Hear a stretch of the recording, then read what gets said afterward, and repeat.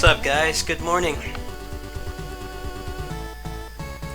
They really botched this launch, by the way. Like, there was supposed to be a preload.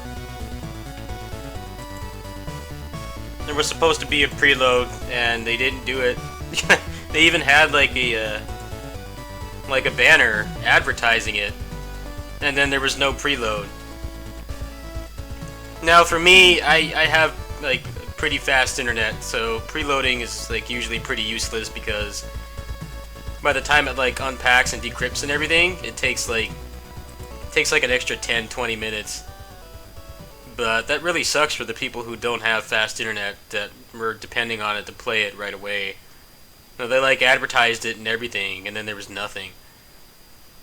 Okay, so let me try restarting Steam and see if it comes up.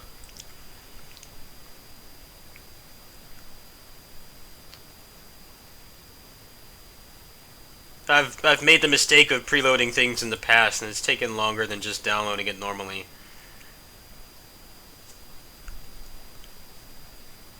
Especially if you have an SSD, it's basically pointless. If you have fast internet and SSD, there's no real point in preloading. Alright, can I play what I paid for yet? No? Yeah, where's the game?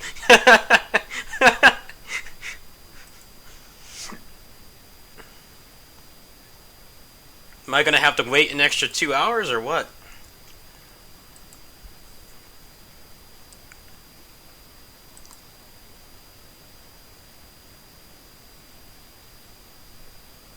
They specifically made like 3 tweets saying it was supposed to go up at 6 a.m. my time.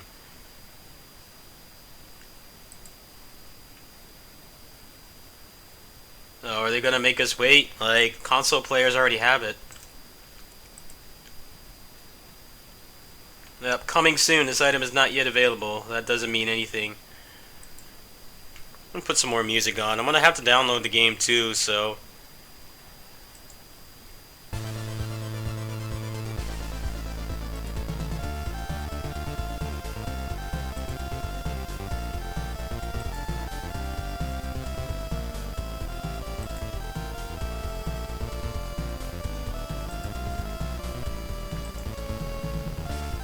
You were a backer?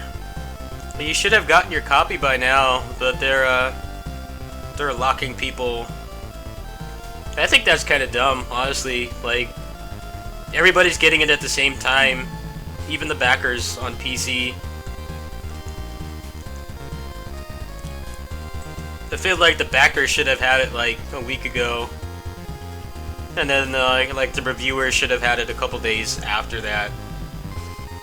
But the reason behind the review embargo has been that they did a day 1 patch that fixes a lot of bugs and stuff. Alright, let me try restarting Steam again. So people are gonna be like looking all over the place for reviews and gameplay footage and stuff, and there's not gonna be anything of the sort because everybody's getting it at the same time.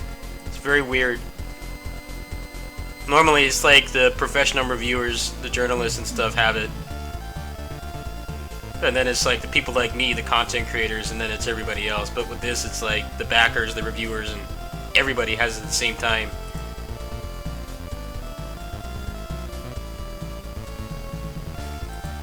Alright, here we go.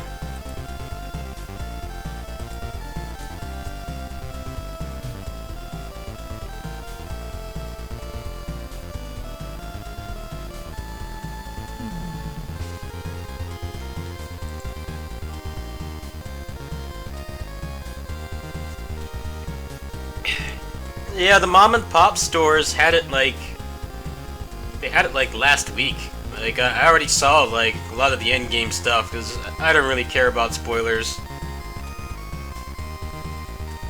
Story does not look like it's any better than the other ones, meaning it's more of just an afterthought. It's mostly just making cool builds and stuff, which is what I like.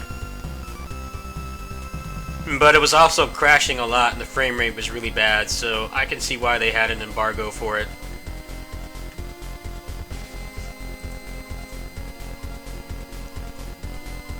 I don't know, in this day and age, you definitely don't want, like, game to be coming out with crashes and stuff.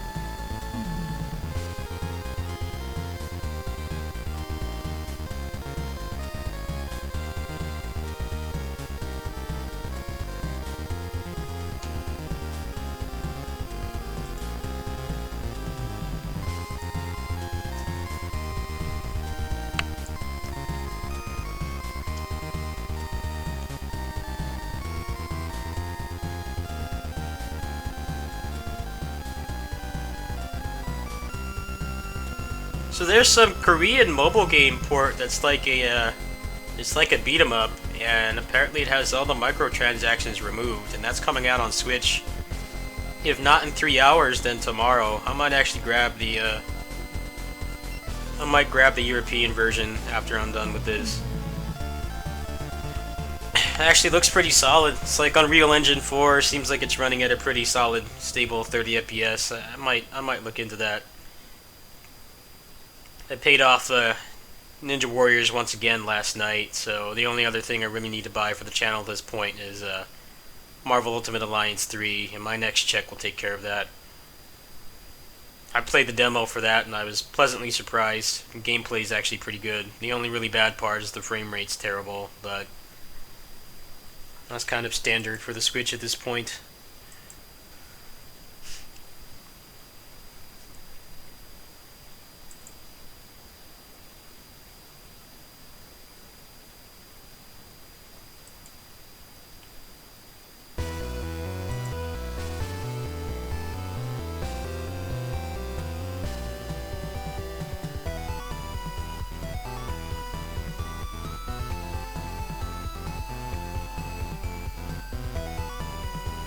I wouldn't say that. I really liked Marvel Infinite's gameplay. It's just the roster sucked and the game was not very attractive to look at. And they should have waited until now when they went ahead and assimilated Fox and have the rights to the X-Men again. That would have made it a lot better right there. Have the characters that actually are a big part of the Marvel vs. game legacy. Instead, it was all just movie-based. Even the Capcom roster was really bad. I can understand the legal red tape that prevented them from having the X-Men and stuff, but even the Capcom roster had a lot of characters that no one really wanted back, like Chris and stuff like that.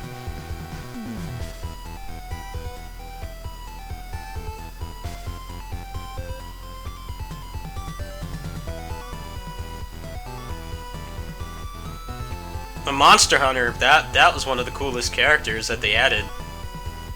Sigma was really cool too. Like the Monster Hunter had like roll cancels and stuff. She had roll cancels like just like the actual Monster Hunter games.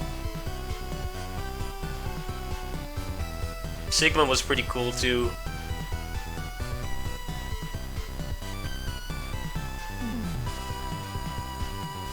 No, at the time they could not have X-Men in anything because Fox owned it. So when they were developing the game, they couldn't have them in there.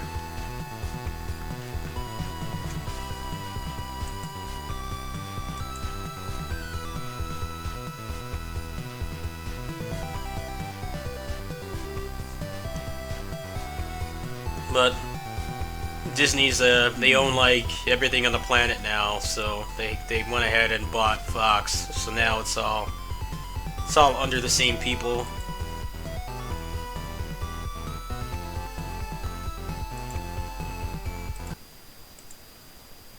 Well, the Fox movies have been pretty bad. They definitely have tarnished the name of the X-Men. It's mostly hardcore gamers that really still like them at this point. Because back then, you know, the licensed games and stuff were really good. Most of them, anyway.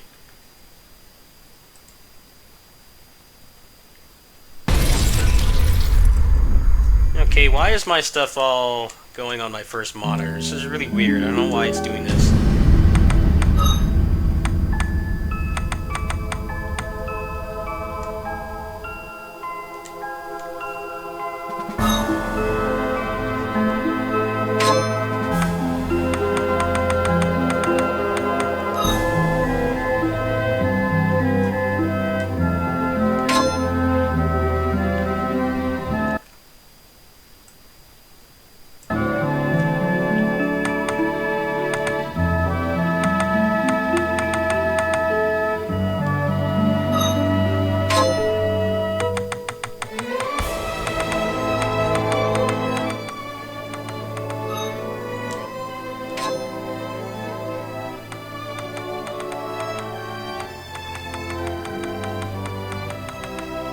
And I'll put shadows down to medium because that's like usually the thing that screws up the frame rate the most. VSync on. I don't know if this game actually has like uncapped frame rate or not. I imagine it doesn't. Reduce input lag. Wow, that's pretty cool.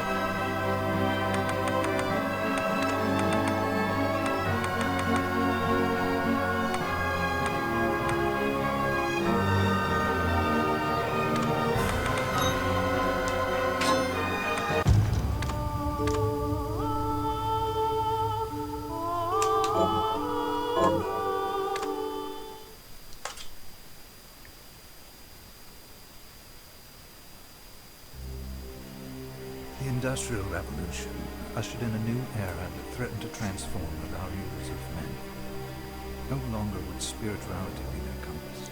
I don't know what it is, but like all my Unreal Engine games, they all don't start up on my just as the fires of the my gaming monitor. They start up on the other monitor. I don't know why it's doing that. I'm gonna have to restart my PC. A horde of demons spilled from the I tried playing Assault Spy last night, and it did the same thing. It was messy. I know this game is Unreal Engine 4 too. The Alchemy Guild, fearing the rise of industrialism and abandonment by their wealthy patrons, had done the unthinkable to defend their existence.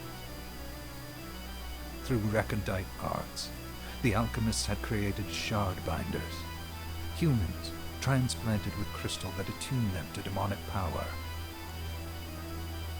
They sacrificed the shard binders, and in doing so, threw the gates of the world open to Where's Dante? He'd clean this shit up in like 10 minutes. And though the church succeeded in vanquishing them, No grinding required. a steep price had already been paid and collected. As for the shard binders, they were presumed to have all died in the sacrificial rite. However, two survived. Chimo, a boy for whom by some miracle the rite did not prove fatal. Mary, a girl who was spared the rite altogether. I'm gonna be skipping most of the cutscenes because I watched the people from New York City that got it like last week. Mankind too soon forgets tragedy. I haven't seen like the ending. I know the major plot twist, Presaged but I've seen the majority of the bosses and stuff. Because I was kind of on the fence about buying it, maybe waiting for updates. So, just a warning. I won't spoil anything for those of you who want to buy it, but Bloodstained ritual. then we'll be skipping most of it. We'll play the intro though. Johannes set forth for the accursed castle. Their galleon I'll be playing this more than once anyway, obviously. towards the inevitable.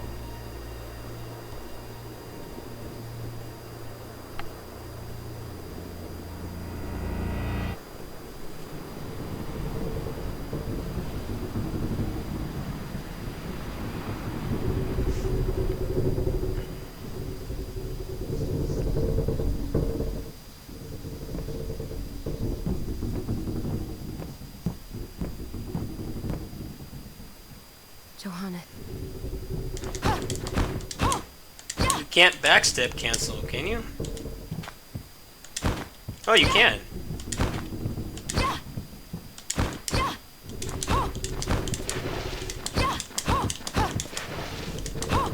So, pretty standard Ecovania Fair, the jump attack.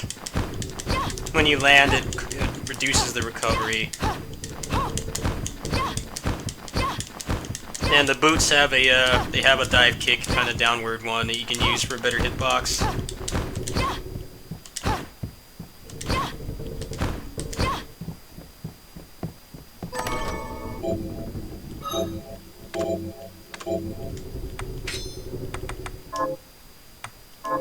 Good. You're prepared. I'll take care.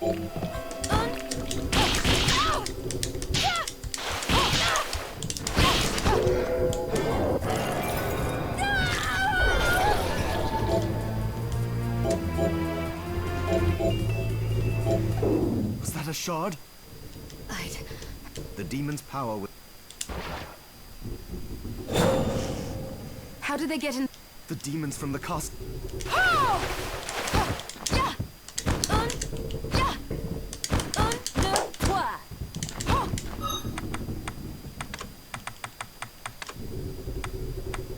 So what's cool is, since this is not made with sprites, it's made with 3D models, the weapons actually have unique moves. And there's different commands for them, just like Symphony of the Night, but they're far more unique since that game was limited by the, technology at the time. So like this one has the boots that you start with have Rekkas. So the MP has more of a use. It's not just for sub-weapons, which is kind of one of the problems with a lot of the earlier games. Especially Symphony of the Night, the MP was pretty much just for transforming. You never really used the sub-weapons because they were basically useless.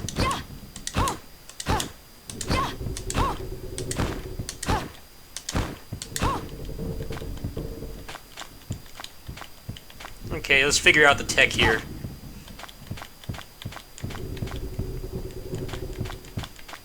Okay, so if you crouch cancel the backstep, then you can pretty much remove the recovery. So that's the speedrun tech until you get the accelerator, which is not till the end of the game.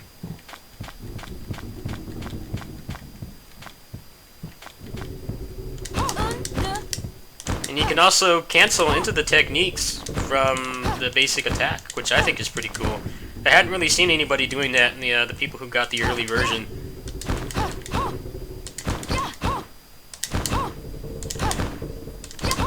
Oh wow, you can get two in quick succession if you go like that.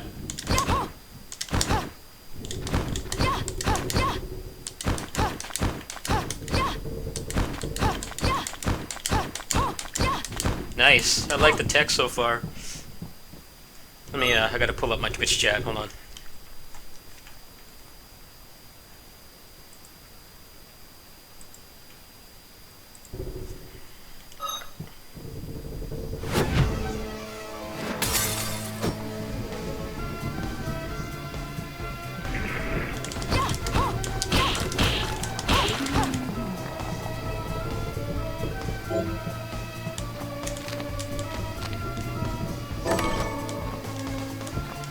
This device responds to magic.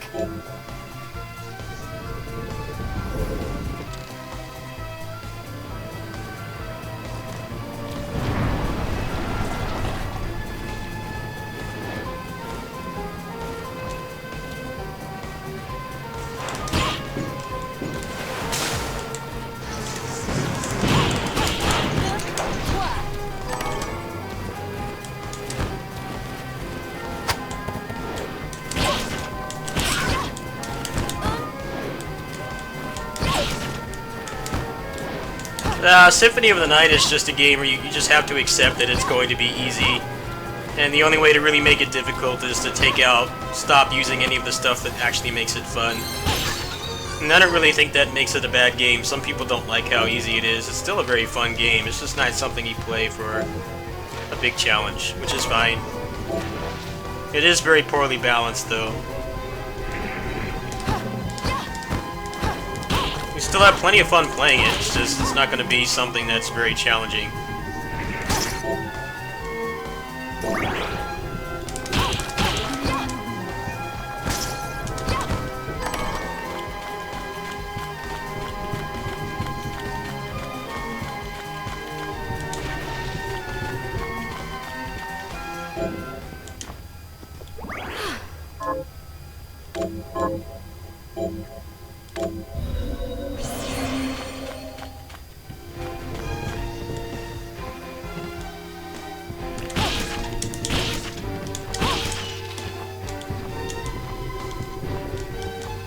The other ones were far better balanced. I think Horde of Ecclesia, like that game was like legit difficult in some ways. That was one of the better balanced ones.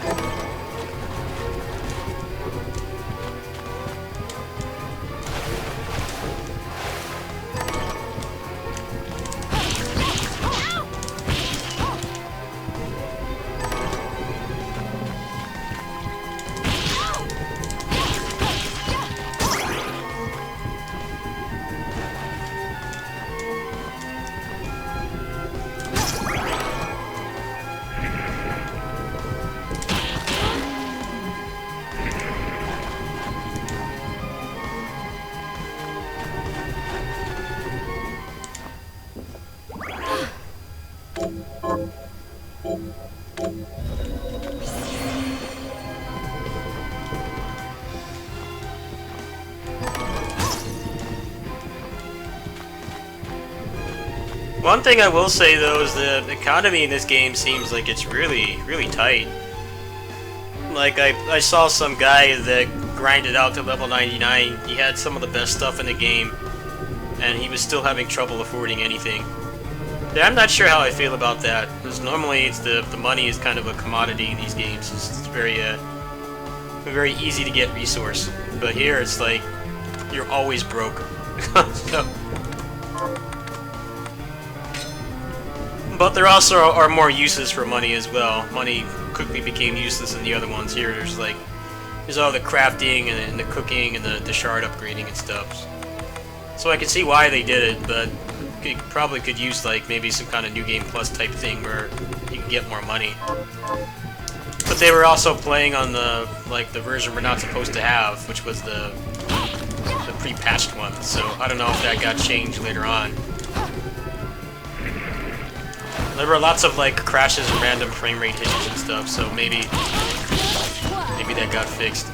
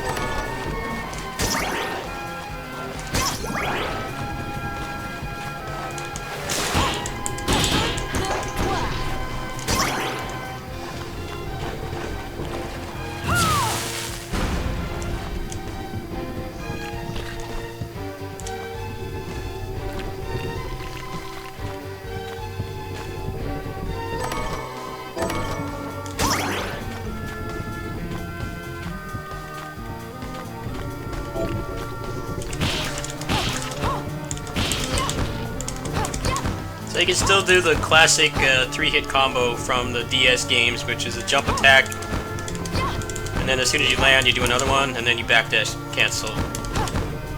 But the hitboxes in this game seem pretty honest so far, so you probably need a weapon with a more generous hitbox to do that. Doesn't look like it works with this one. I know there's a version of the boots that has like a blade on the tip, so you can probably do it with that one.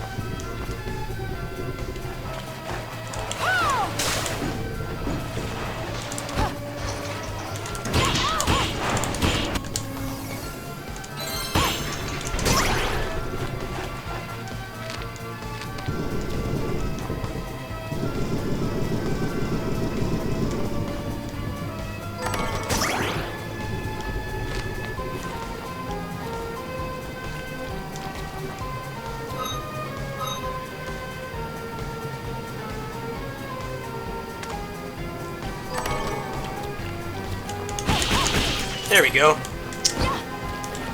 Go ahead and save as the boss is coming up.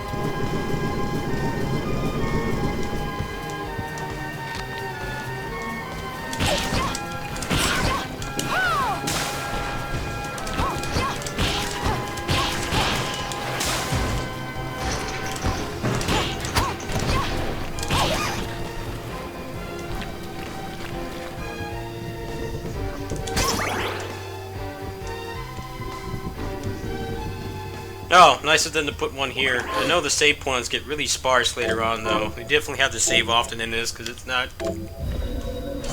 piss easy like Symphony of the Night was. It was actually some challenge.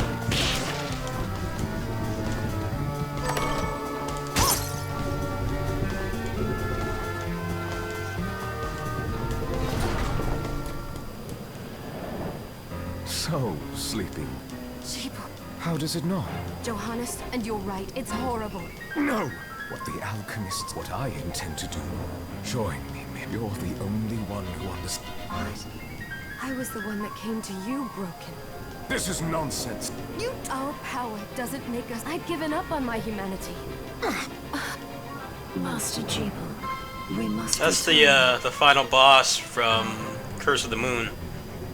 So I assume that's the final boss here too, which is kind of disappointing. I already beat that boss in the other game. I tire. You're here to kill me, aren't you? Along the way, you'll have no choice but to... If you can still claim to be...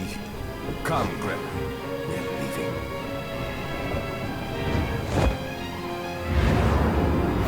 Jeeble, wait!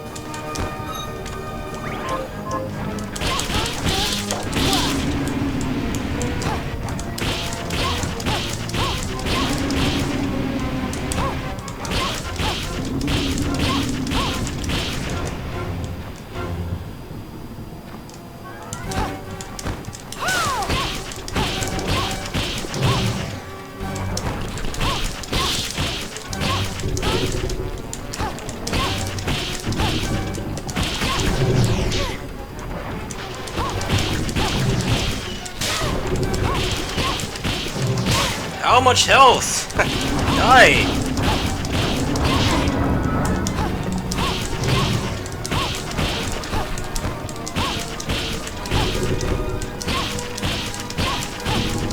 Jeez, it's just like won't die.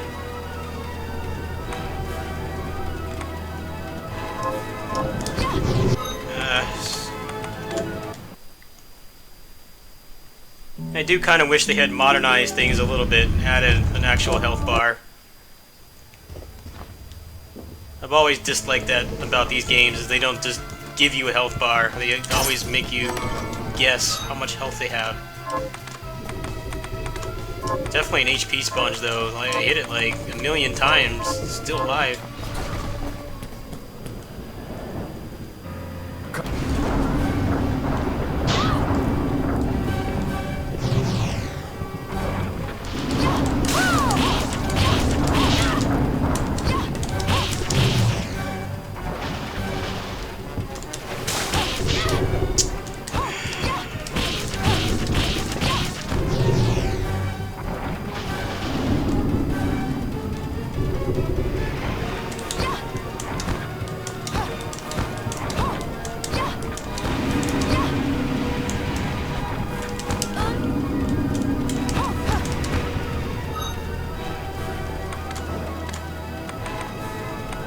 Oh, this like doubles the attack, but it's a great sword. Great swords are usually really bad in these games. Let me try this.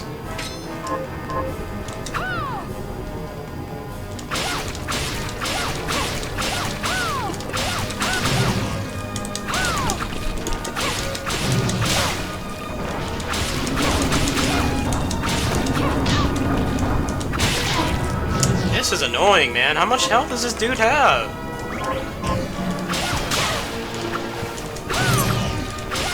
Like, I just want to get to the part where I can actually customize stuff. Why does this boss have like 15 trillion health?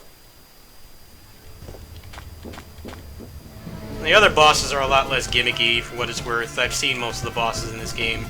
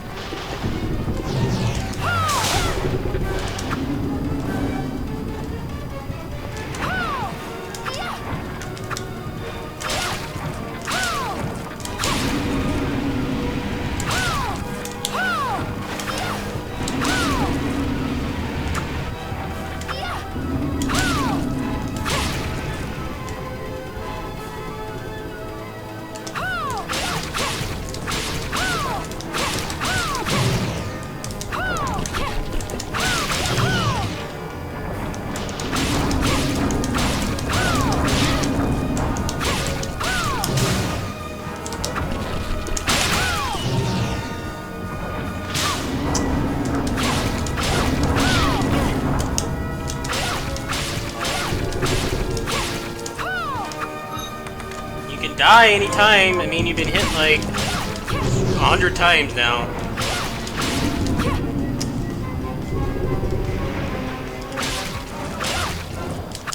There we go. That wasn't so bad. I'm just playing like shit. I feel like that's a complaint they're gonna get a lot though, is that there's no health bar. There is an item later on that just shows you how much HP they have, so instead of I saw it. Just a flicker. So instead of seeing how much damage your attacks do, you actually see their HP deplete. But I feel like you should not need to use a shard slot to do that. Bloodstained.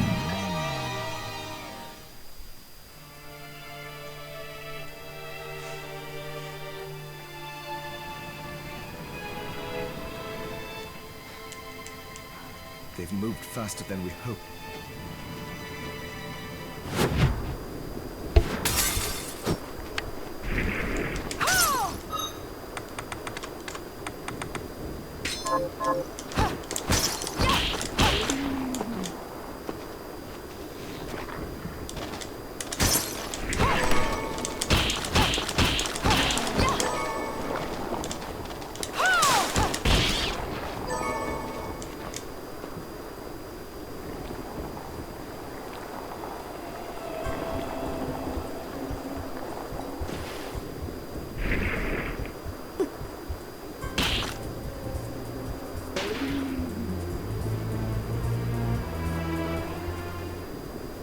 What's up, Cayenne?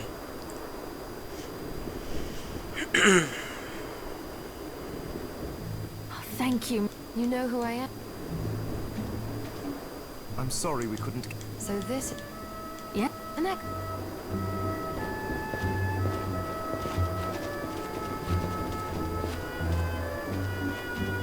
So far, I like the movement tech. I like how it has a lot of the old stuff.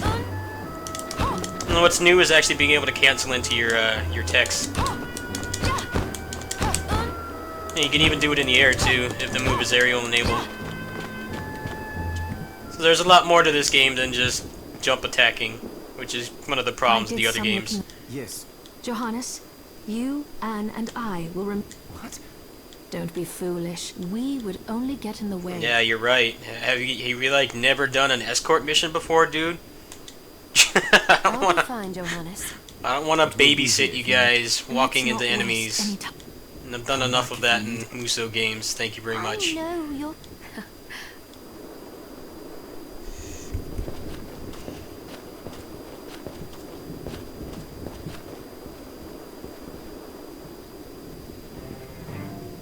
Ah, here she is. I know, it's in... So, what I can do for you here in the workshop, but the alchemy is... What are we transmuting this time?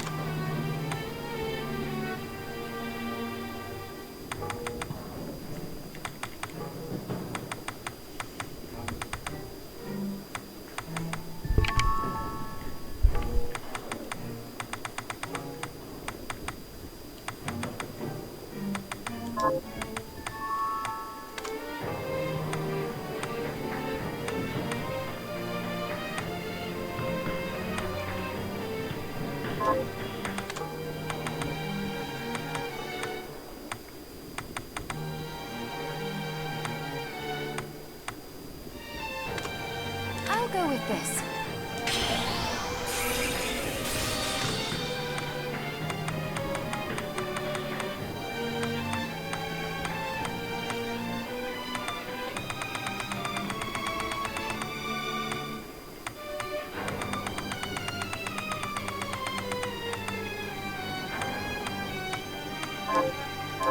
Once I've transmuted an item, I'll pass it on to... I'll do my best to inform you of... But, when it comes to items I don't know about... I am... Also, the demon crystal you've... Each shard requires... Try it when you get the chance. I think... Also, neither one of us has been eating well. You know what? If you bring me the ingredient with proper nutrition and...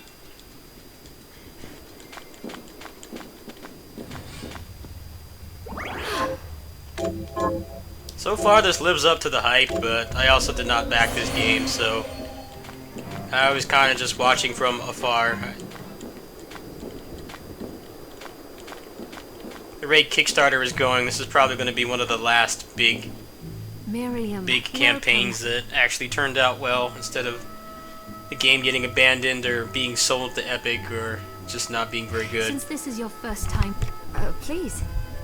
Especially after the Shenmue 3 drama last week, which I think have is no hilarious. arrangements So you can buy and sell items. I would have liked to provide what you need for free. I will need money in order to keep this. No, I understand. I can also buy shards from you. Wait, of course. The church would sooner. I am not permitted to sell them. You may want to keep extras, since possessing multiple shards of the same type, and more importantly, if you may accelerate. I still recommend selling your shards. All right. I think that explains everything. What are you looking to buy?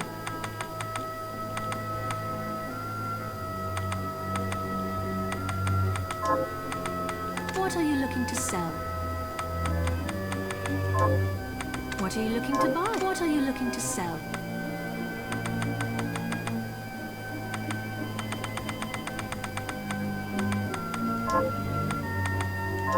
Oh, I forgot to give this to you. Thank you. I invited the other survivors inside. They all have troubles that need... I'll do it. I know you...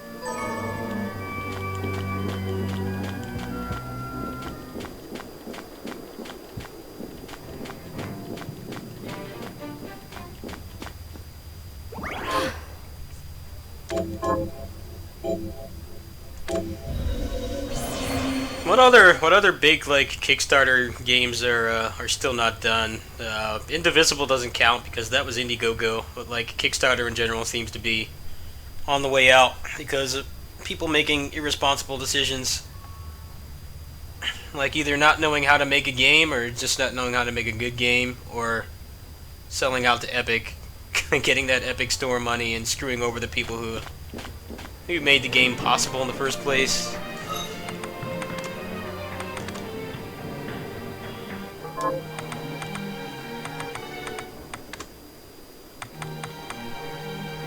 A Star Citizen, yeah. What a joke that is.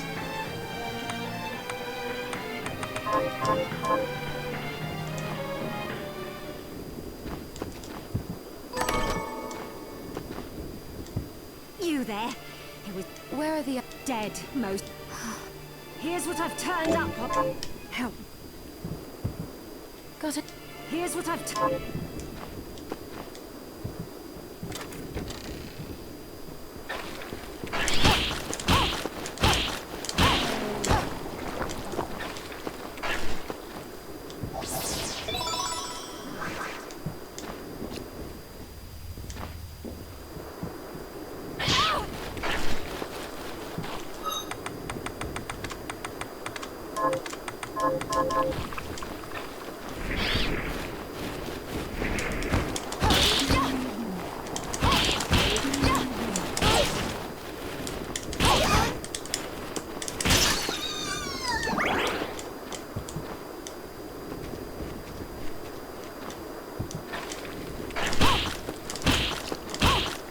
The Star Citizen team is probably like 5 people, and they write like 1 line of code a day. That's why it's still not done.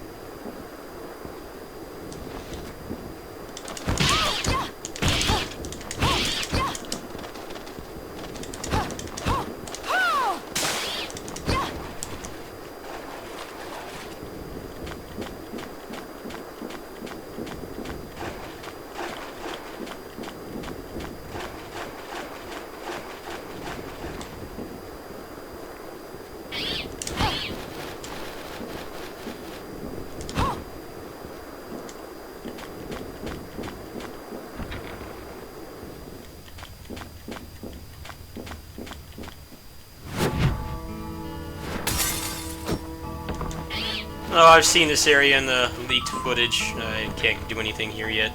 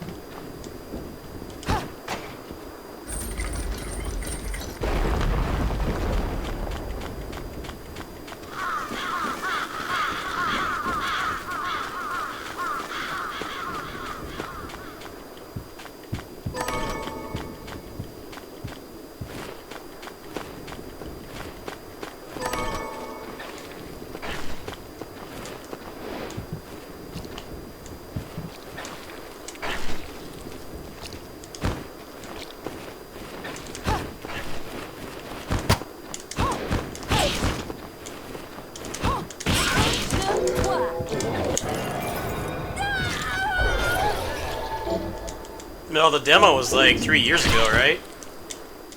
I know the demo was a long time ago. They didn't really put anything else out. I'm kind of surprised they didn't do like betas. Did they not do betas?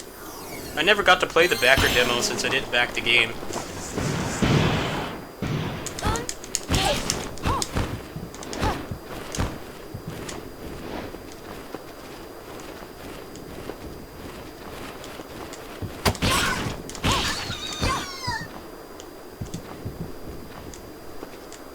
What's up, Paichi?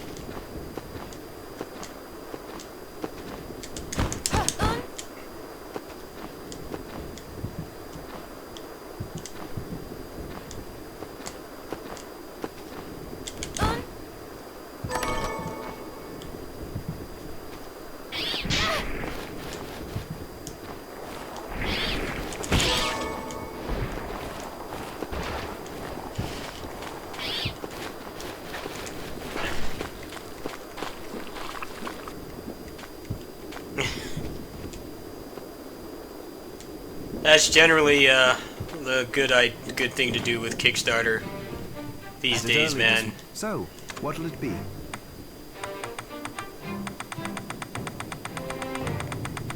You get games like this actually made by professionals that like actually know how to make a video game, and then you get like the people that have the passion but they don't have the experience, and they also don't know how to manage money. So you get a lot of situations where it's like the game would exist if they knew what they were doing, but they don't, so you get kind of nothing usually. Hey, cool, I can make some boots.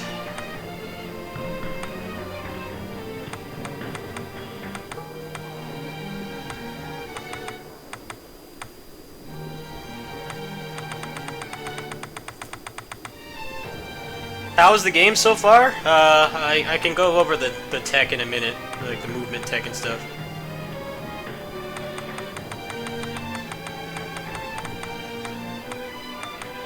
I'm gonna go ahead and buy this one. I'll go with this.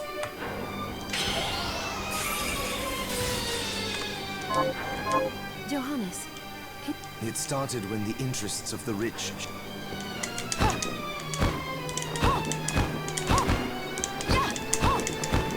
So it works like all the other games, where a jump attack, doing a jump attack actually cancels the recovery. You have a backstep cancel, but you can only do it once. Fastest movement at the beginning of the game is crouch canceling the backstep. But it takes some timing. Unless you mash it, which is going to get really tiring in a long game like this, so I've just been timing it.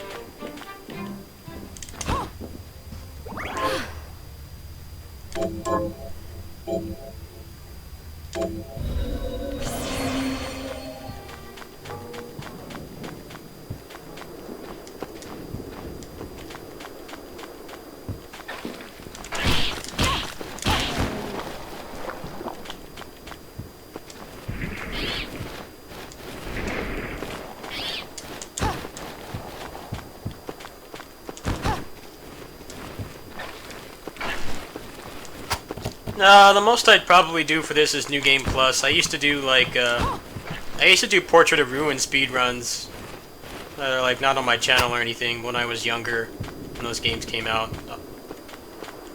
I used to do New Game Plus and Portrait of Ruin because in that game you could carry over the high speed, so it was really fun.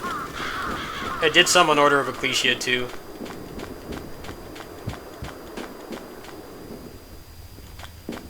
But I don't really care about being like a popular speedrunner or anything, so I'll probably just do...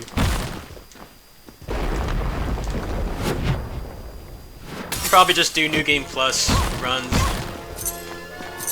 I'm sure this game's gonna be busted wide open by like tonight, or this time tomorrow morning. Especially since a lot of people got it early.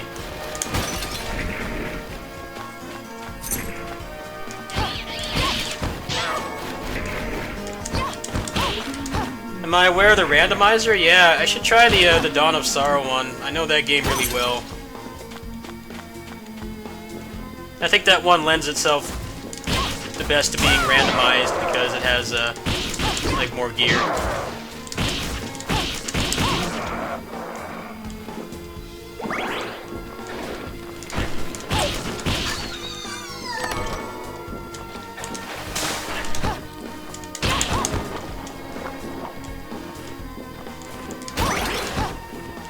I restream on YouTube.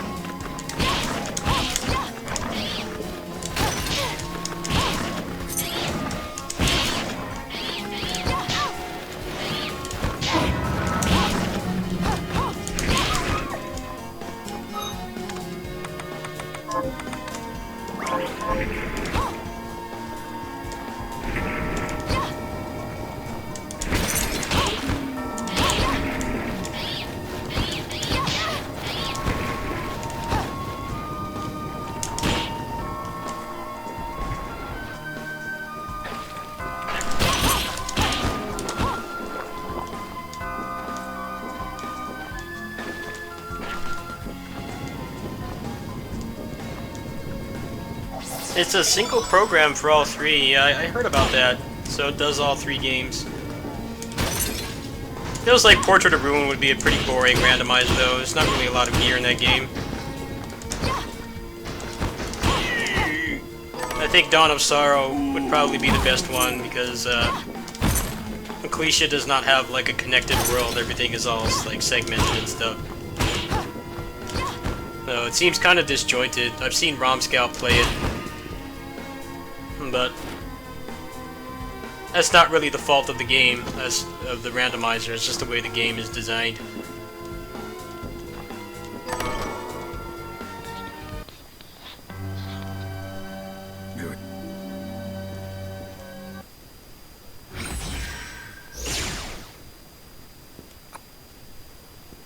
They could randomize even the castle layout. Wow, that's interesting.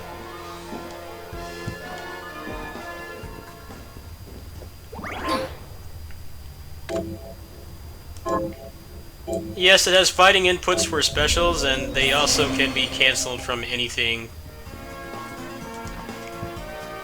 So there's a lot more to the combat instead of just jump attacking, which is kind of what got boring in the other ones. Like this one here, the one you start with has just straight up Rekkas.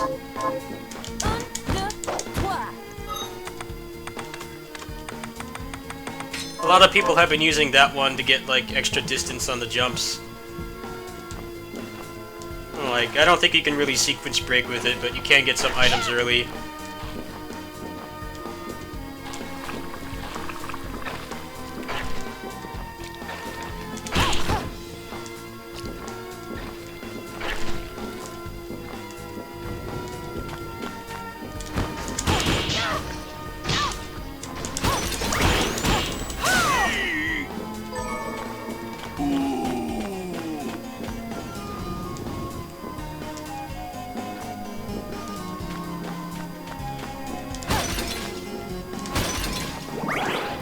That's cool.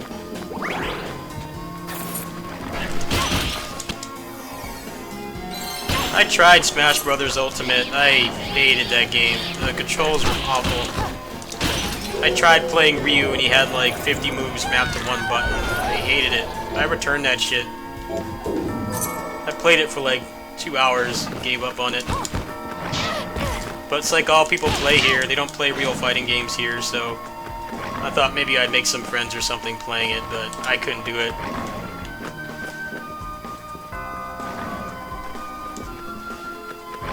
Yeah, that was torture to play. I hated the controls.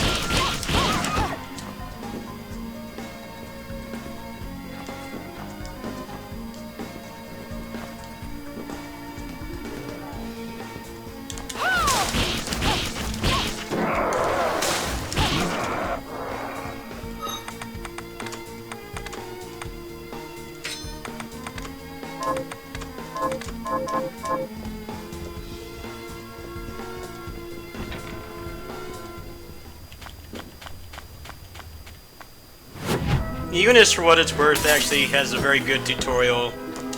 Like, it doesn't just tell you the mechanics, it tells you, like, traditional fighting game fundamentals, which I think is really cool.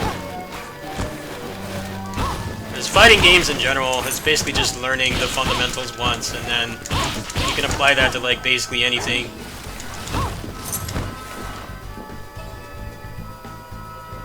But learning the fundamentals the first time is very difficult, especially if you've only played, like, Smash and stuff. I think a lot does carry over from Smash Brothers, but you still have to learn how different the controls are and the cancels and stuff. There's a lot of really unconventional things, and Eunice does a really great job of actually teaching you how to do that.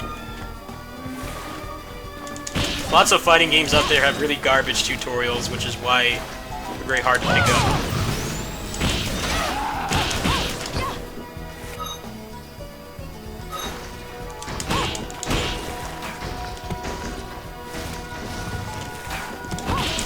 One of the biggest problems I have with like modern fighting games is they have trial modes that have like trash tutorials.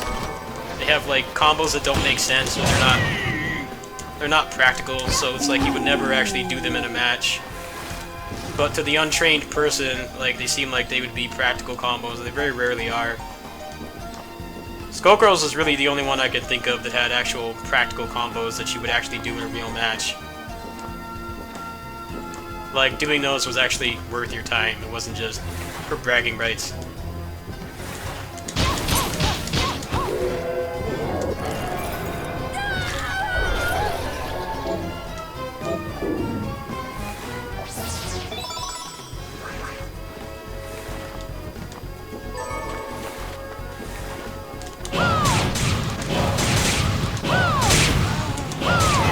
I have not played Tekken, so I didn't say every game, but like the majority of them have really bad trial combos.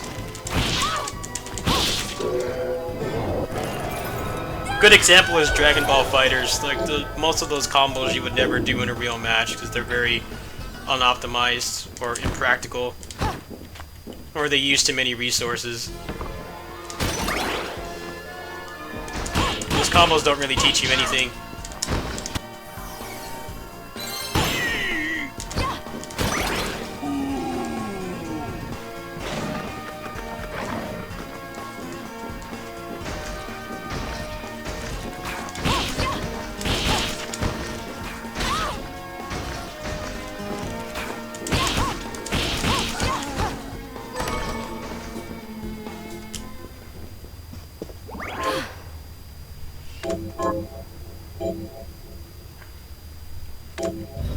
Tekken just kind of coasts by on having good gameplay. Yeah, it seems like Tekken games used to have really good single-player content. I don't know what happened with 7. They used to have like that straight-up beat-em-up mode and stuff. Like, I thought that was awesome. Like, what happened to that? Alright, I'm probably gonna die a bunch of times here. This is like the gatekeeper boss.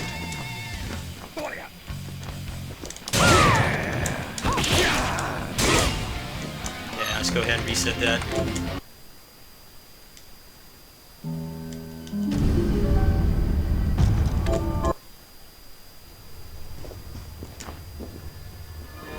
Actually, I should go buy some potions.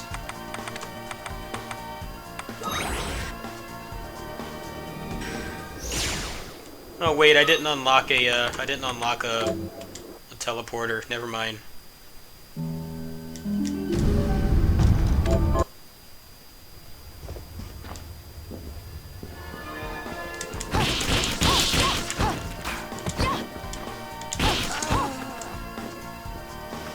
Might be one down here.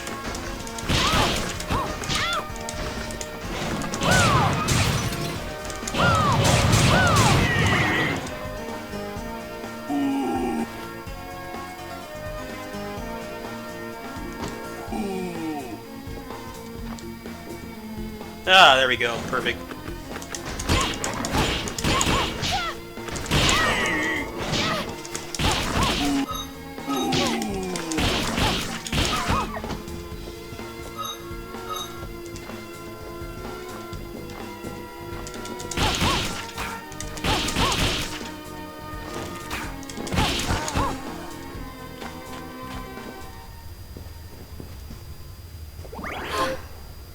Yeah, but a lot of them can be peachy, a lot of them can be used in a real match from what I've seen. I haven't really spent much time with that game, but it's better than most other games where the trials they don't make sense. Like they're like really scrubby combos that are not optimal, or they're just like very impractical.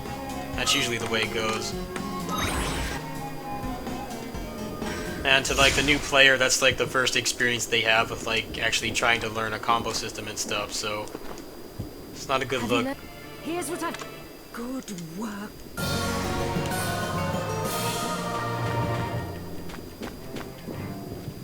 At it early. What are we transmuting this time?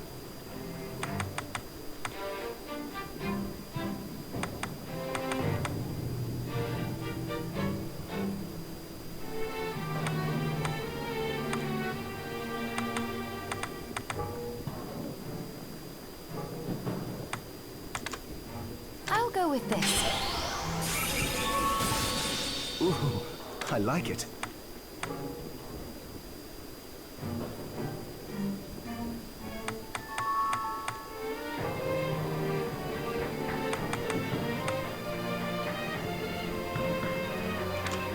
I'll go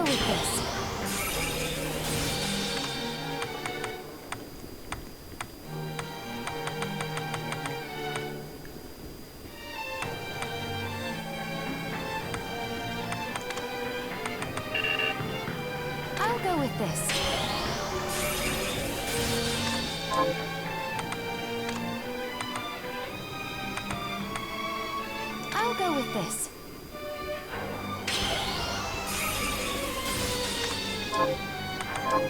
Oh.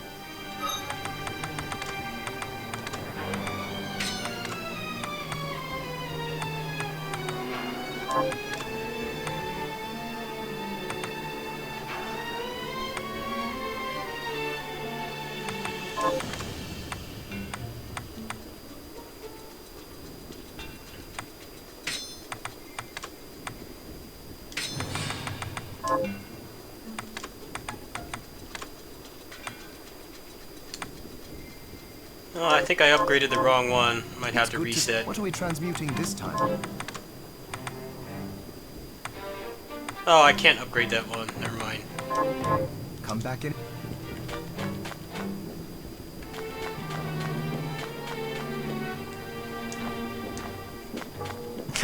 Look, watch his head. His head is bobbing as I'm backstep canceling. He's gonna get dizzy.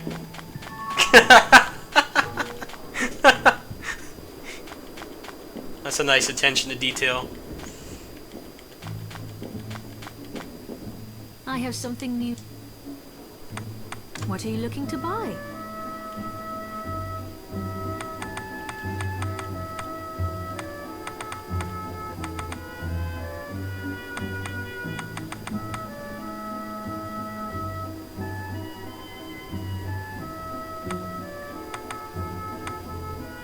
Well, Tekken took like 2 years to hit console, so I guess they just didn't want to invest much more time into it. Is this But right? to me, that seems really weird because the Namco fighting games are always games that you could enjoy without caring about the competitive scene. They had like really nice single-player content. You could level up your characters and stuff, so that's part of the reason why they sold so well. So I'm not sure why they really skipped on that with Tekken 7. I personally would buy the game if it had that content because I don't particularly like 3D fighters. If I had some stuff I could just do casually and just mess around, then that would be more enjoyable for me, but the game is completely focused on the competitive aspect, and I don't really care about being competitive in that game. So it doesn't really offer much.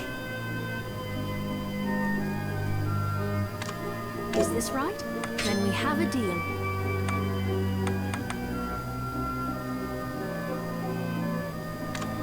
Is this right? Thank you. Thank you. Come back any time.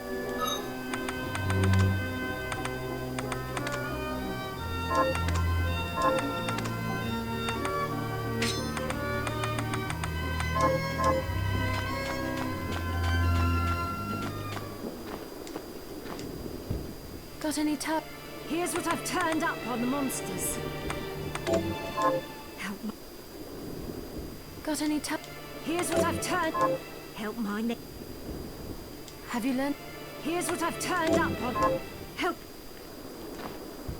Have Here's what I've turned up on the monsters. Help my.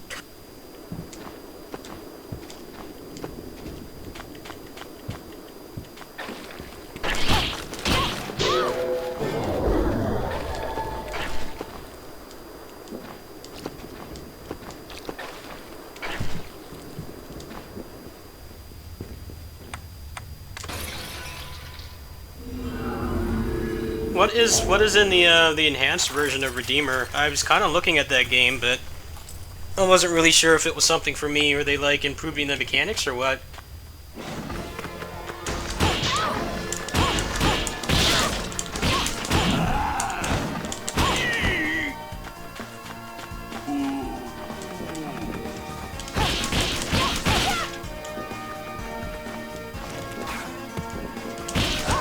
Let's see if I can find the command for this.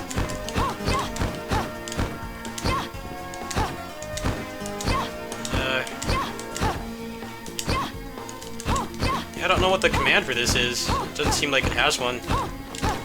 I'm like mashing the button, nothing's happening. If you can find me more details, I would appreciate that. Because both of the games I'm doing for the channel next month won't be coming out until the end of the month, which is Marvel Ultimate Alliance 3, and then immediately after that I'll be getting my copy of the Ninja Warriors once again, which I pre-ordered physically last night. So for the first half of the month, I'm really not going to have anything but this. I probably will play this game a lot, but something to tide me over in between would be nice. Yeah, I played the demo at my local Best Buy a couple days ago on Saturday. It was very enjoyable. The only bad thing about it was the frame rate. The frame rate was terrible, but that's what happens when your game is Switch exclusive.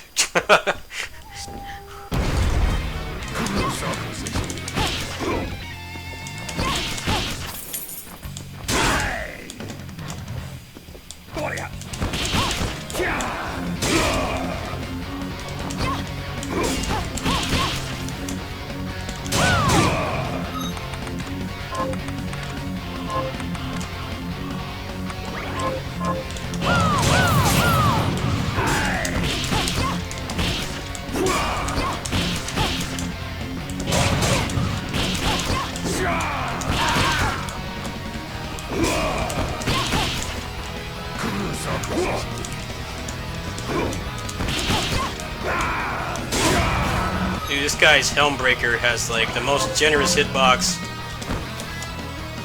It's like Marvel 3 Virgil.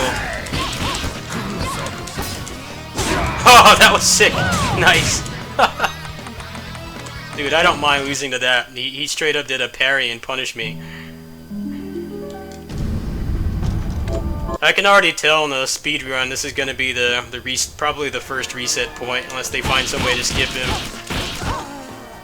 He hits very hard. Unless you grind, you're not really going to be able to withstand much punishment.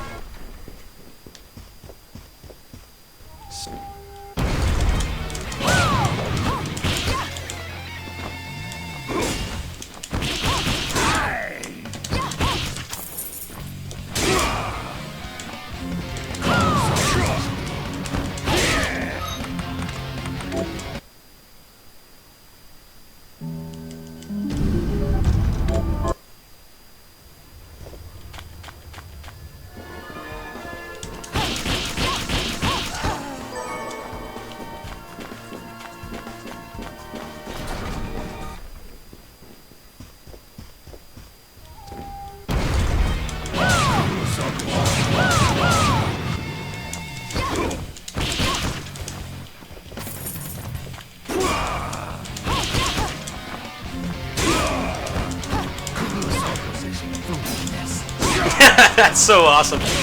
That is so cool. I wonder if he can do that when he's playable.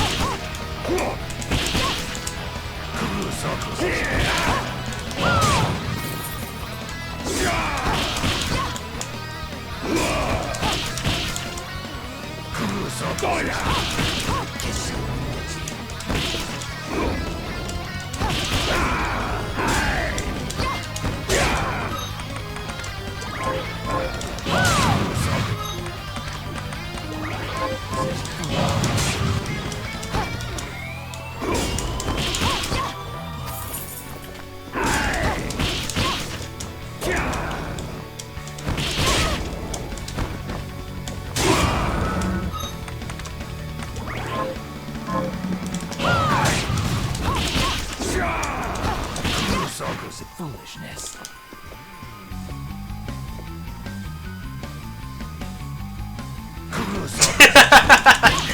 Godlike neutral. He stood there for like 10 seconds.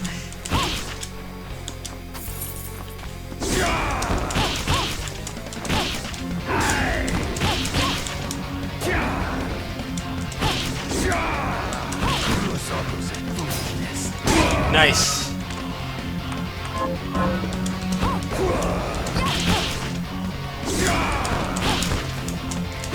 How much health, dude? Damn.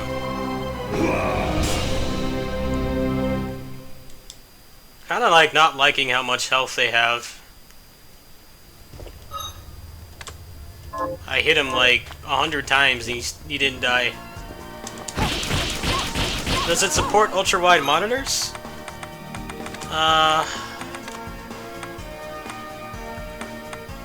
It goes up to 1440p.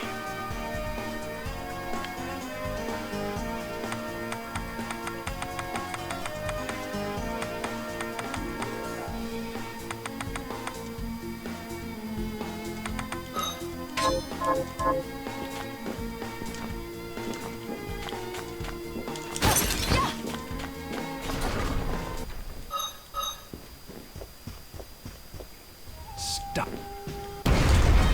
It may go higher than that, but I only have a 1440p monitor. I'm not sure on the frame rate cap either. I'll have to get my frame rate thing up later.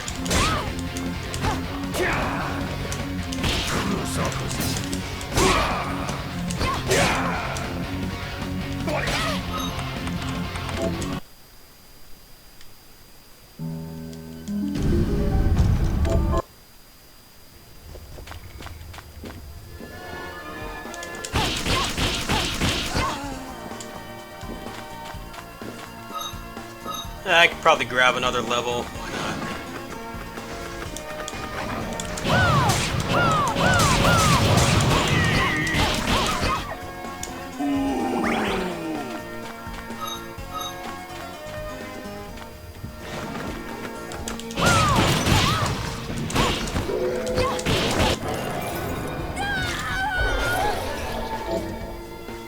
Abilities divided by character classes. Huh. How does that game play? I don't really know much about it.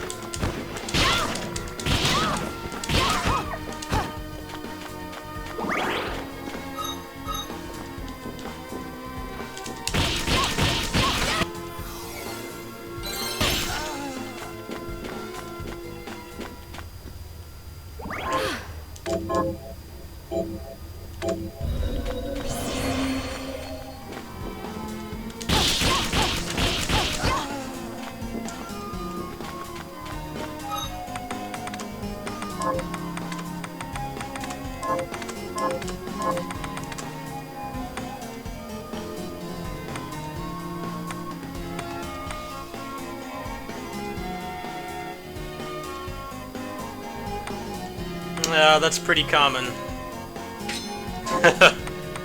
Usually, people rely on me for that stuff, but I'm not always interested in playing everything, so I don't. Either that or the game is too expensive for me to take a financial risk on. That's usually what happens. They keep doing that.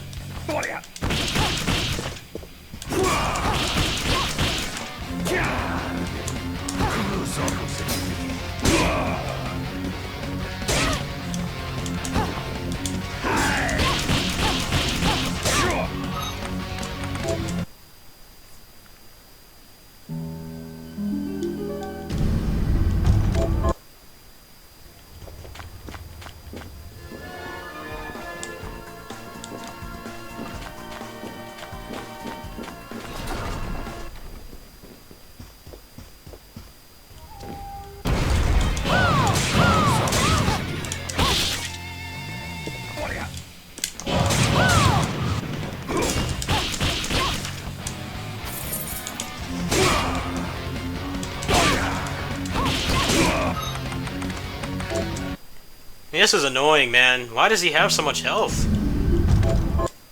Like, I like that he actually attacks and stuff. It's just, it seems like the enemies have more health than they need to.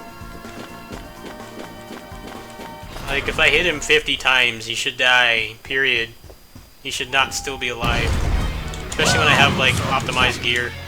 That's what I'm not liking about this game so far. The HP sponge bosses. It's getting annoying.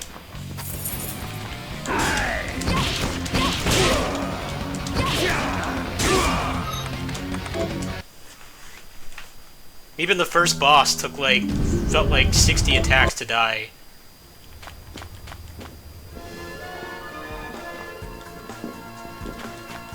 I liked it in the other ones where they posed a threat, but they died pretty fast. Here, they pose a threat and they take forever to die.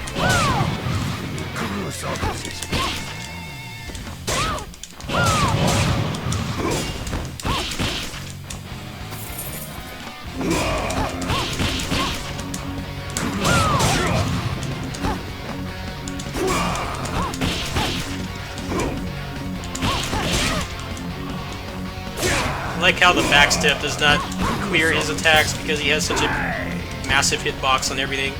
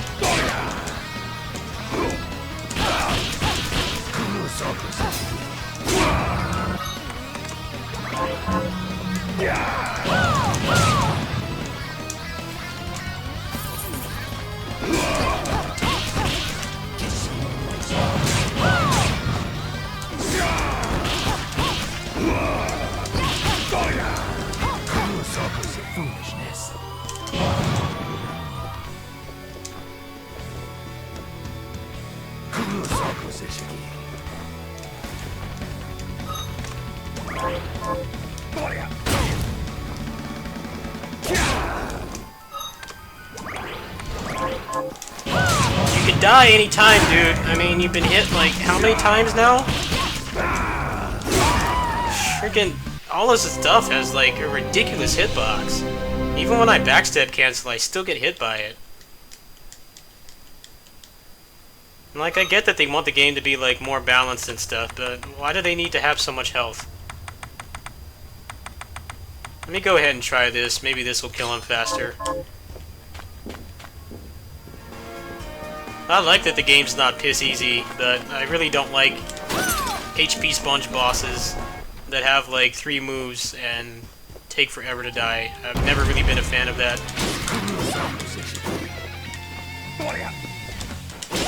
Alright, this is doing 16 damage, so maybe it'll be better.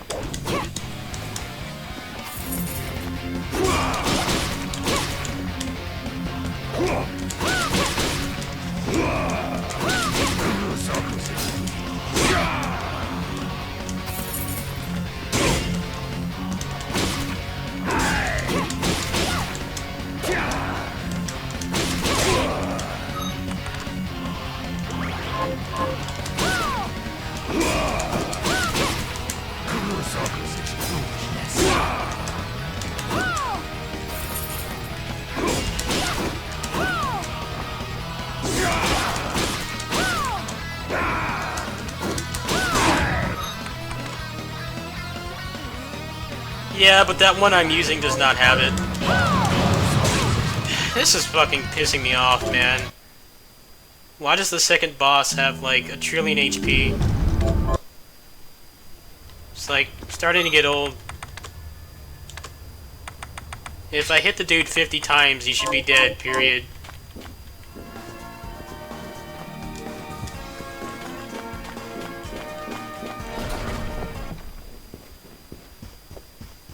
It's like the God of War boss, where you die in like 3 hits and they take like 300 to die.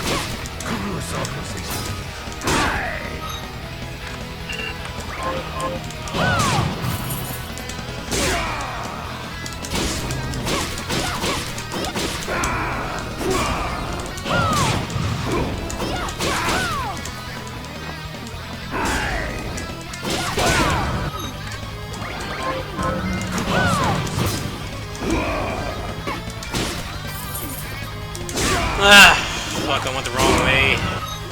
Please die. How much more health? Freaking. Why does he have like 2 phases and like 1,000 HP on each one?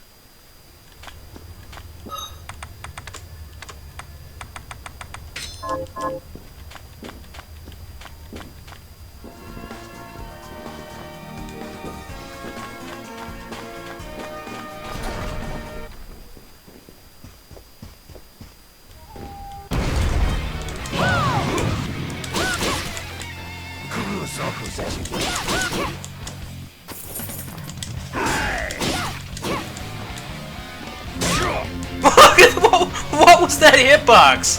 Wow. I was completely behind him, that still hit me. I disagree with that, I'm sorry.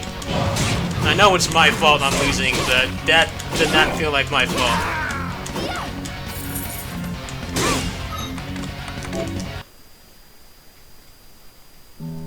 Is the hitbox on that dash attack like the whole screen or something?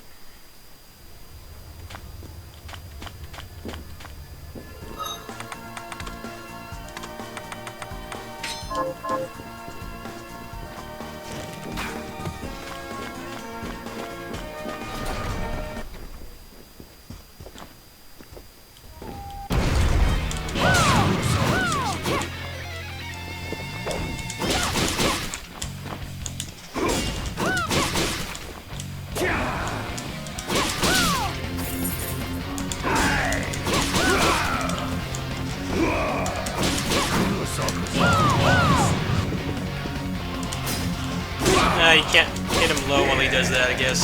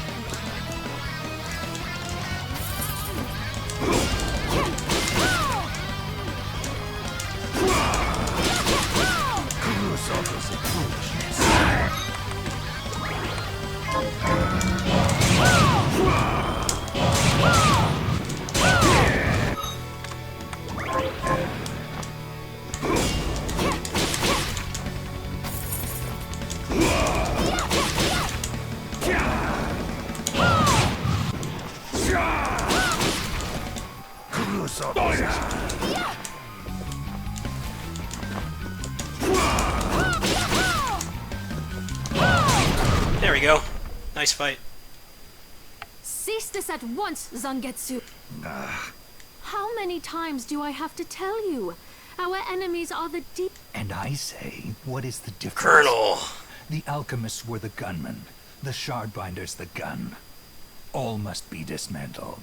Colonel, why do I have such crazy hitboxes?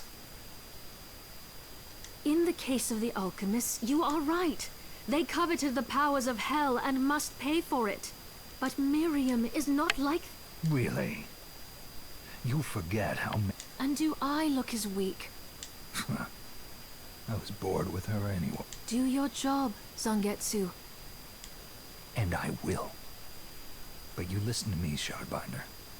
If you value your life, then stay. Colonel, where are my cigarettes?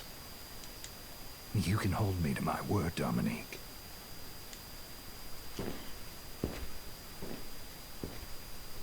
That's actually a really fun fight. I just felt I like apologize it for could my have you acquaintance. done I with had a no little right less to health. speak to you like that. Pay it no mind. I want you to know that I trust you. Well, you have my thanks. Zangetsu is a demon hunter from a land far to the east, perhaps even longer. Demons robbed him of every his strength, however. I saw it for myself. I could tell he was holding back, but he was a handful regardless. Maybe it was a lack of conviction. Well, I'll...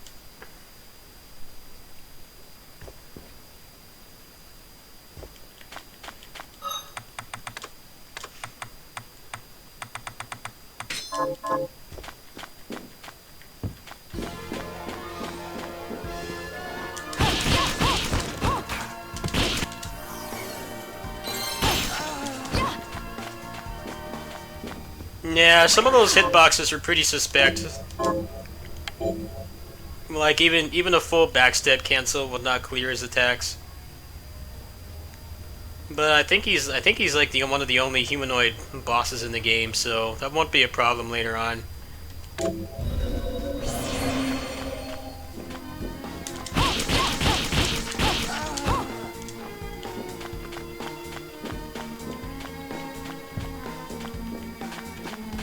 That's definitely a cool fight, though. I like that he could parry and stuff. Just felt like his hitboxes are a little too generous. Like, that dash attack hit me, like, way above him. Felt like he has, like, Muso game hitboxes, and I have, like, honest ones. Like the Assault Spy hitboxes, where it's pretty much just what you see is what you get.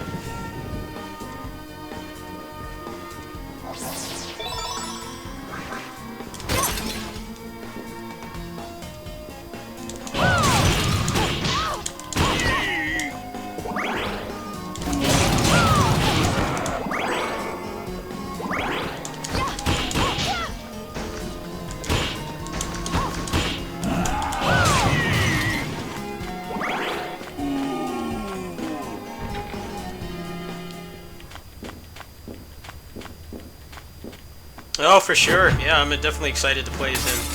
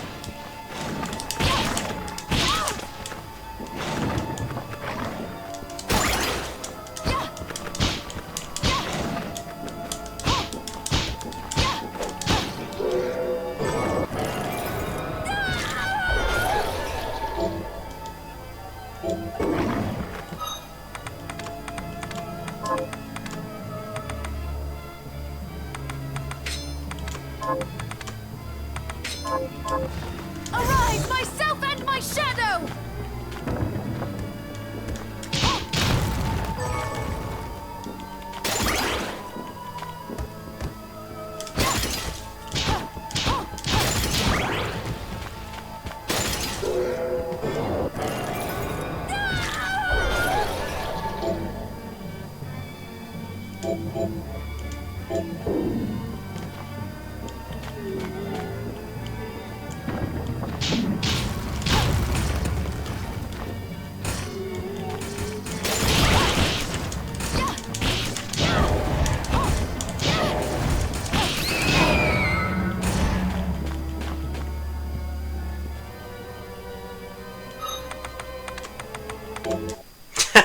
Wow. Rip that attempt. I definitely listened to the complaints about the other games being too easy to break. It seems a lot harder to break this game. A lot of the good stuff is really gated by the mechanics and stuff. Like, by now, on like Symphony of the Night, you'd be pretty much done with the game. And you would basically just, you do the glitch to keep your gear, and then the rest of the game is just trivial. You can't do anything like that here, yet. They did make some steps to make sure it would be harder to do that, at least. They don't start you with, like, crazy gear or anything, so... Even if someone found, like, an out-of-bounds glitch or something, like, it wouldn't really mean much. I think it'll be a pretty interesting speedrun on the, like, New Game, but New Game Plus will probably be pretty trivial. But it also sounds like it'll be really fun. It might be one of those speed games where it's, like, mostly the glitches is what's harder.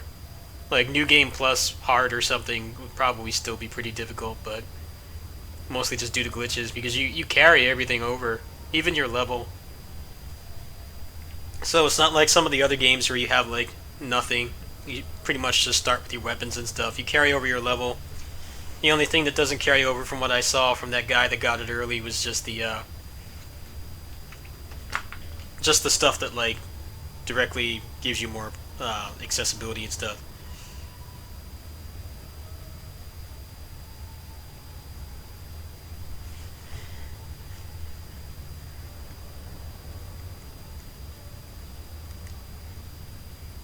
I've seen a lot of people even struggle to get to save points, which I think is pretty cool. We haven't really had that since the Egavania games. Like, starting out on those was pretty rough too, but didn't really feel like it was like this though.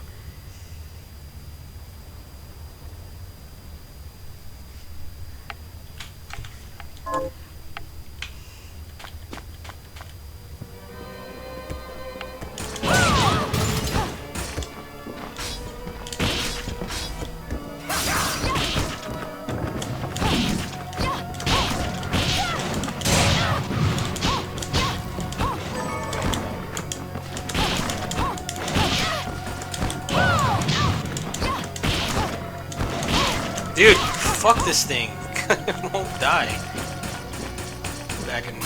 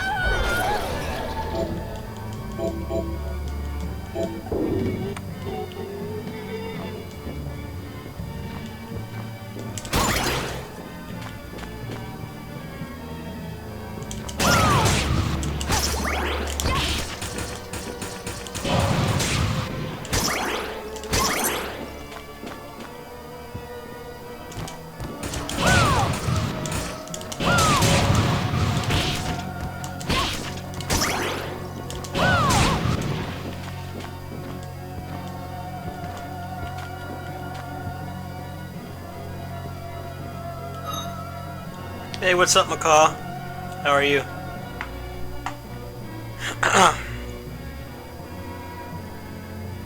Aw, come on, man. You've got all that sub money. Go ahead and buy it now. You'll probably grow your channel playing this, man. You already like default to like 250, 300 viewers on a bad day. Probably grow your channel a bunch just by having 300 in this category. I'd take the hit in the bank account for this, man. It's a good game. And unlike Symphony of the Night, it's actually difficult. It's not like trivialized. I just got stuck on the second boss for like 20 minutes.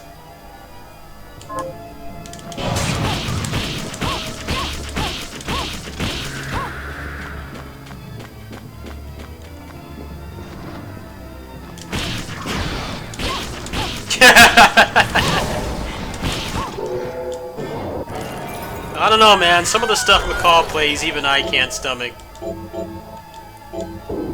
But he does play a lot of good games, too.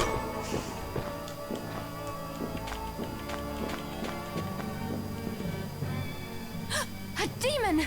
Wait! I'm a good killer, Barber. Butchers and cutthroats all say as much.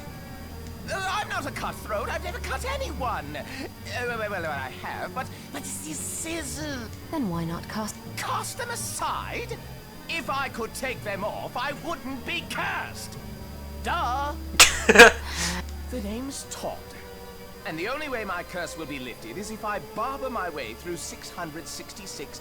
Well, why not just make the hairstyles... Ah, there's a penalty for sloppy lopping.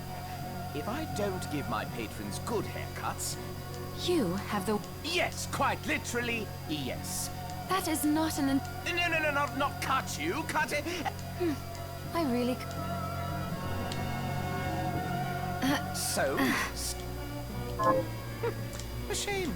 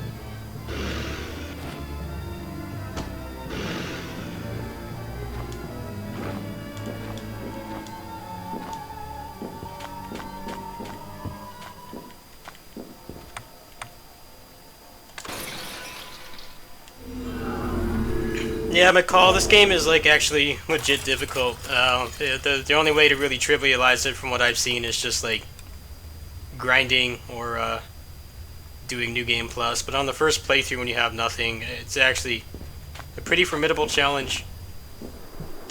Some of it I feel is for the wrong reasons, like some of the bosses have like way too much health, but it's definitely some of the best balance they've had in a while.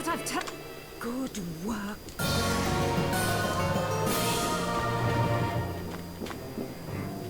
Go ahead and save first in case I mess something up.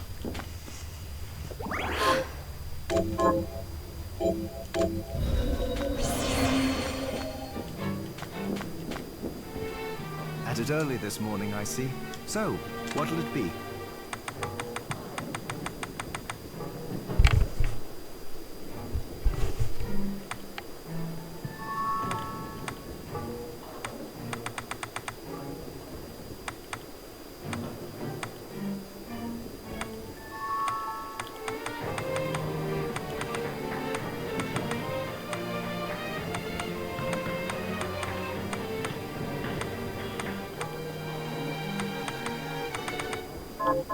Alfred was your master. I don't know. Fair enough. As I recall, he was studying ways of drastically slow. He was a genius, but I have no respect for that. What? Because he fought against sacrificing you right to the final moment. I see.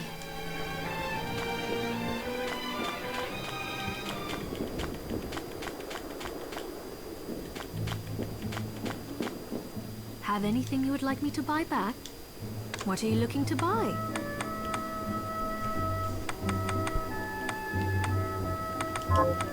What are you looking to sell?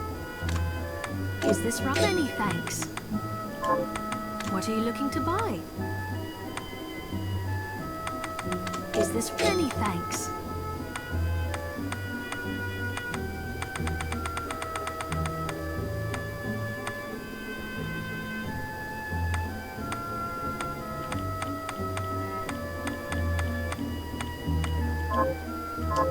Thank you.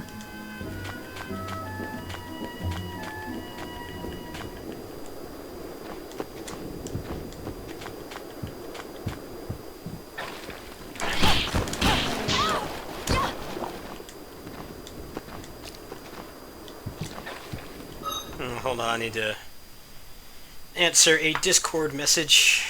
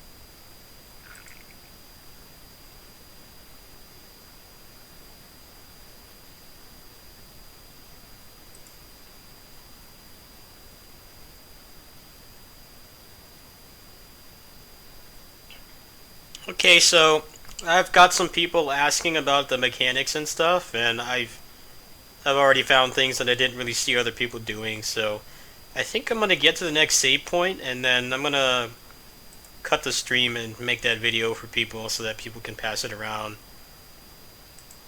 So I'll get a little farther in the game, and then I'm gonna take a break. I'm also really hungry too. I need to eat. I need to eat and get cat food and stuff, so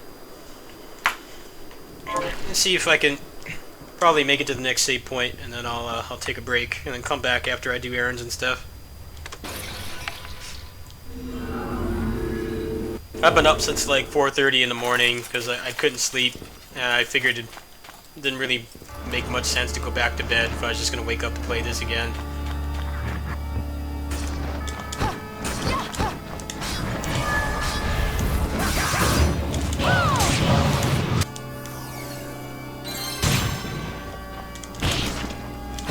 I actually want to go back and get the poltergeist shard. That's a really good one.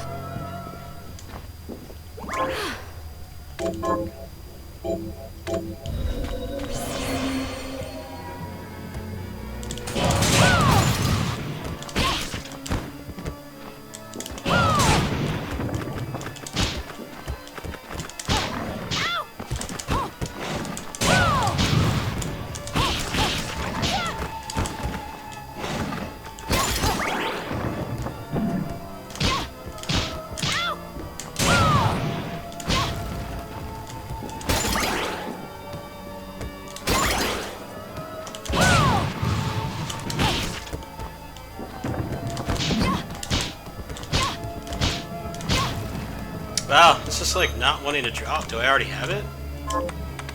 Nah, I died on that attempt. I reset.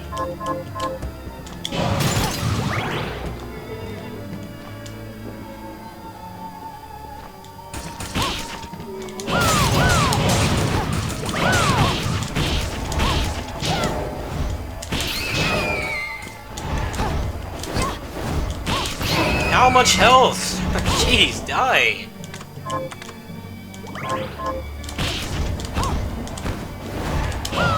Still alive. Die. What the hell? Why does that thing have like so much health?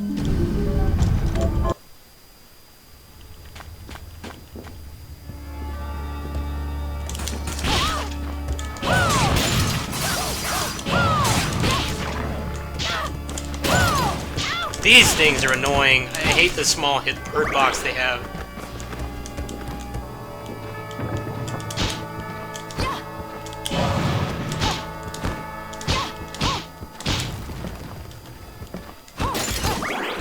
don't understand why it's not dropping. It's like, is it bugged or what? It dropped the first time.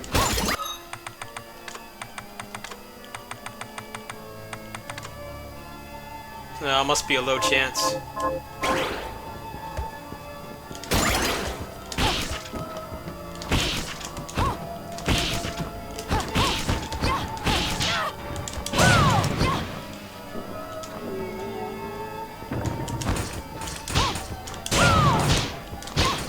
There it is. Nice.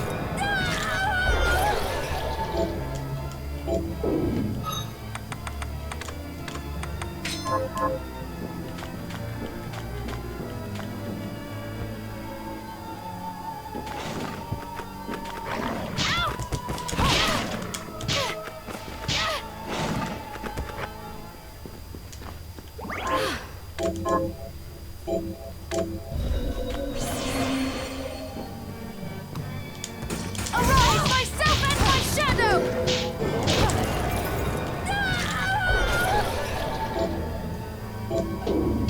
Yeah, thanks, man. Yeah, I'm gonna take a break after this and make a mechanics video. Then get to the next save point, and that'll be it for now. I'll probably come back after I have lunch. Got a lot of pissed off cats in the neighborhood that I feed because I don't have any food left for them, so I need to get that taken care of.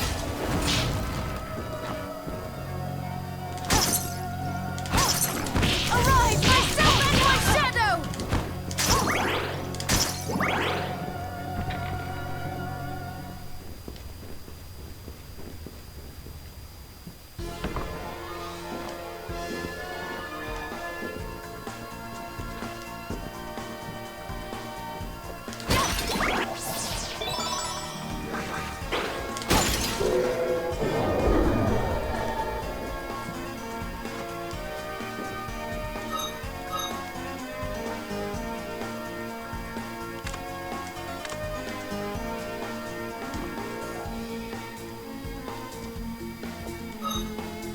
Okay, so what was the point of that?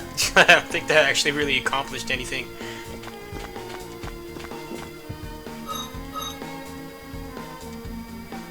Yeah, at this point it's better to just use a waystone and then go back up there.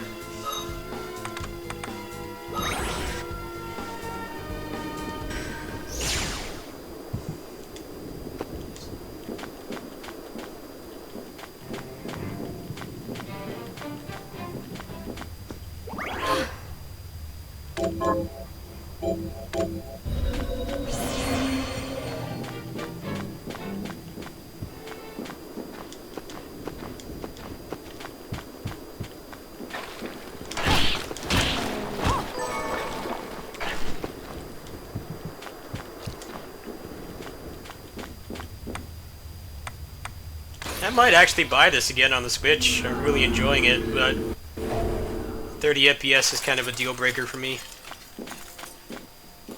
But it is an Unreal Engine 4 game, so I can see why it will not really be able to handle it.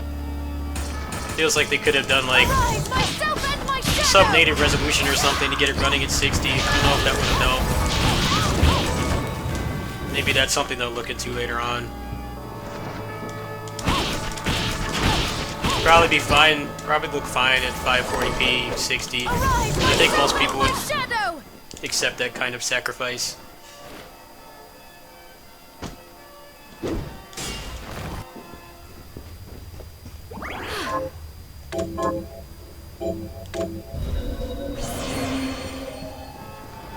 Arise!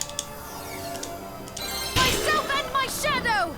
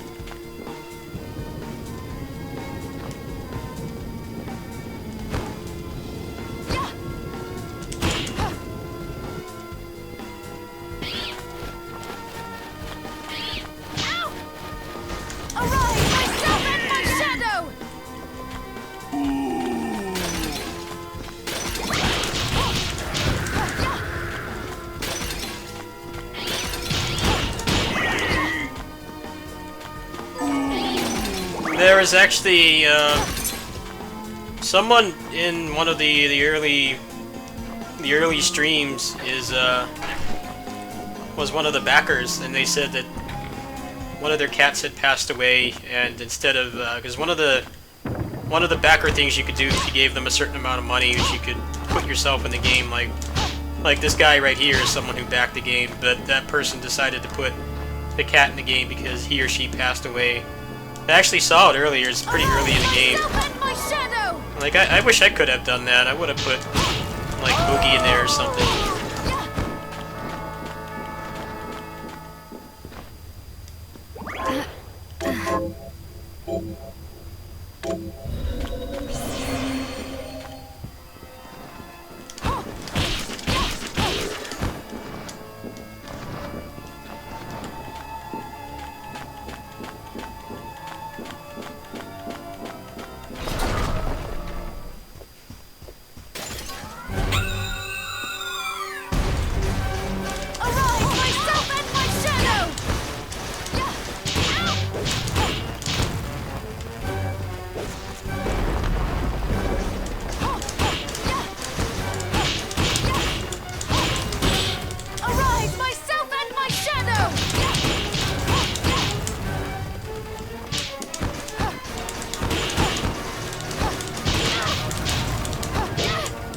It just like flicked me away.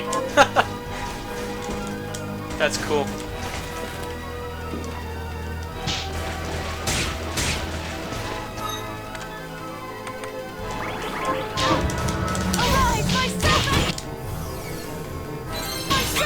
Wow, that was like... What is up with the balancing in this game? That was like 1,000 times easier than the other and Sangetsu.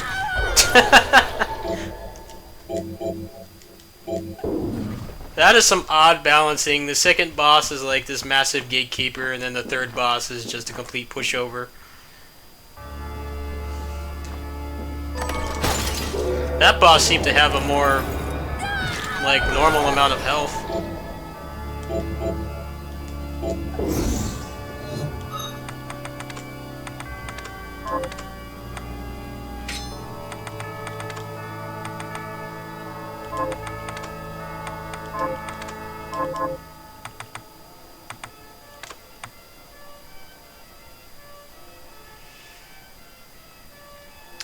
So far it's linear, however, later on there's supposed to be a roguelike mode.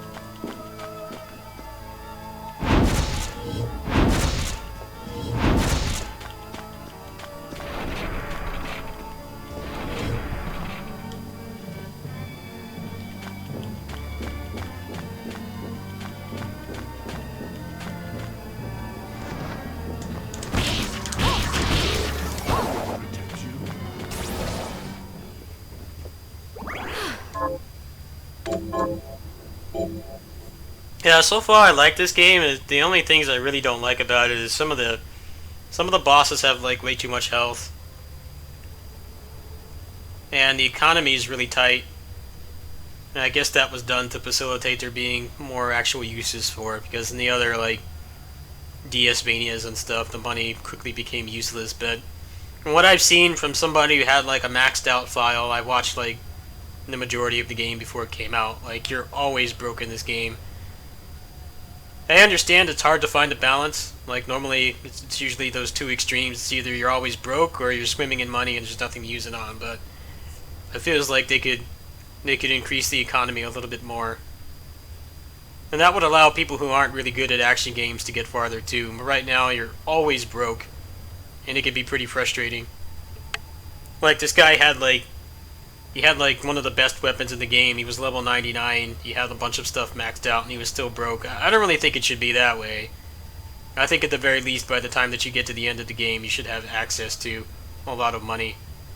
It feels like if you wanted to really work on a build for like New Game Plus and stuff, a lot of the grinding would just be getting money. It seems like the best way to get money is to sell shards, so I guess you could probably just find something you can kill quickly with a high drop rate and just get 300 gold each time, but that would still take a long time. I'm sure someone will find a good method, but right now it definitely seems like kind of grindy if you want to kind of heal your way past things. Which I personally don't mind. I actually enjoy getting bodied by Zangetsu. That's actually a pretty fun fight. Some of the hitboxes were questionable and he had way more health than anything else, but it was still a fun fight. But I could see a lot of people who don't have patience to keep dying and resetting like that would probably get really turned off by stuff like that, so maybe in future patches or something they'll make it a little easier to get money, maybe relax the economy a little bit. Anyway, I'm gonna go ahead and make that mechanics video, since a lot of people are gonna be curious about that. And there's gonna be a lot of people just uploading Let's Plays and stuff, which is not particularly useful. So I'm gonna go ahead and do that right now. And then I'm gonna grab lunch in about 2 hours or so, get cat food, and come back once I'm done, and I'll continue. So since I actually have viewers today, I'm gonna go ahead and see if I can find somebody.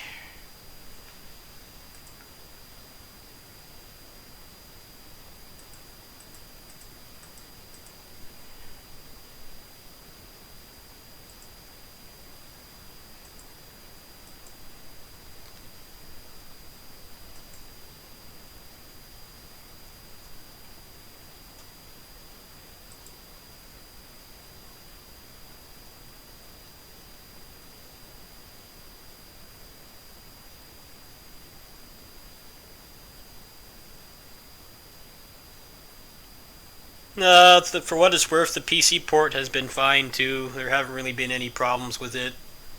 It kind of just turned on and worked. Seems like it's running at 60. I'll have to see if it actually runs at the arbitrary frame rates or unlocked frame rates, but I'll look into that later.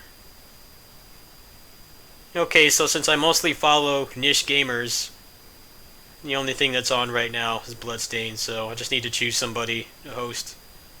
You guys can head over there, and then I'll be back probably after lunch. Tane is also a Macaw viewer, stream monster.